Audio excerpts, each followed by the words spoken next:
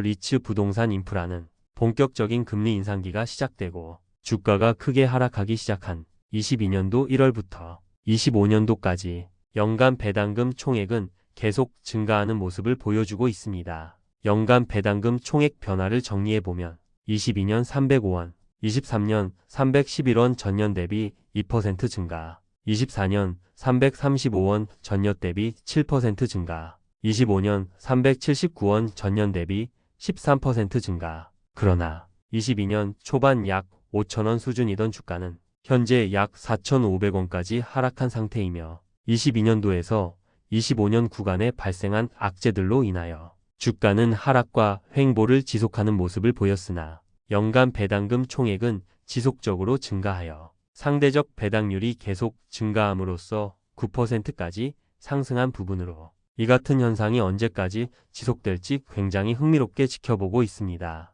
리츠사들의 주가를 박살낸 주요 이벤트들을 정리해보면 첫째, 국내 금리 인상기의 시작. 22년도 1월 1.25% 금리를 시작으로 23년도 1월 3.50%까지 금리를 급격히 올린 기간으로 리츠사들은 사업 구조상 필연적으로 대출을 활용하게 되는데 이 대출 금리가 1.25%에서 3.5%로 증가한 부분은 실적에 직접적인 악영향 요소로 작용하기에 가장 큰 주가 하락 기간으로 작용하였으며 둘째, 대규모 동시 유상증자 이슈. 금리 인상기 이후 국내 리츠사들이 거의 동시에 대규모 유상증자에 나서며 자금을 조달한 부분도 국내 리츠 투자자들에게 상당히 좋지 않은 이미지를 제공하며 주가는 한 번 더 하락하는 이벤트로 작용하였습니다. 셋째, 한국 계엄 상태 발생 막타. 25년 12월 계엄 사태가 발생하며 국장은 이제 끝났다라는 인식이 퍼지며 물론 이때는 국내 리츠사뿐 아니라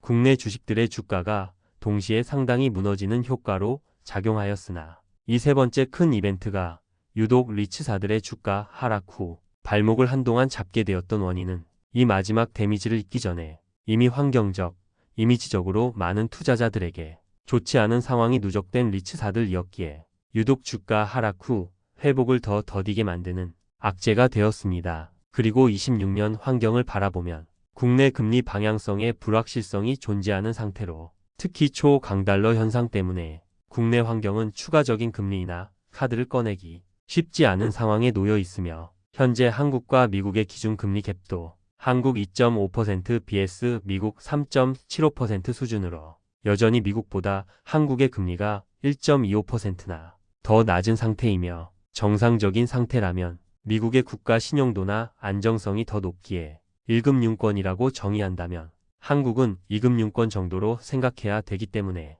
미국의 금리가 더 낮고 한국의 금리가 더 높아야 하지만 한국의 금리가 오히려 1% 이상 더 낮은 기간이 장기화되었기에 이 문제 금리의 갭이 줄어들어야 하며 이는 미국이 추가적인 금리 인하를 진행하거나 한국이 기준금리 인상을 진행해야 해결될 과제이기에 한국의 경제 상황이 고려할 때 금리 인상도 쉽지 않을 상태이기에 미국이 26년도 예정된 2회 수준의 추가 금리 인하를 서둘러주면서 금리 갭 현상이 1% 이하로 내려가는 이벤트가 적용돼 주어야 국내 금리 환경뿐만 아니라 국가와 기업들에게 상당한 위협 요소인 강달러 현상도 조금은 완화될 수 있을 것으로 예상되며 이처럼 달러 가격의 안정은 국가 차원에서 관리해야 하는 중대한 요소이기 때문에 향후 국내 리츠사들에게 중요한 관전 포인트도 결국 미국이 26년도 그리고 향후 27년도까지 금리의 방향성을 어떻게 잡고 어디까지 인하하느냐가 국내 금리에도 연쇄작용을 미치며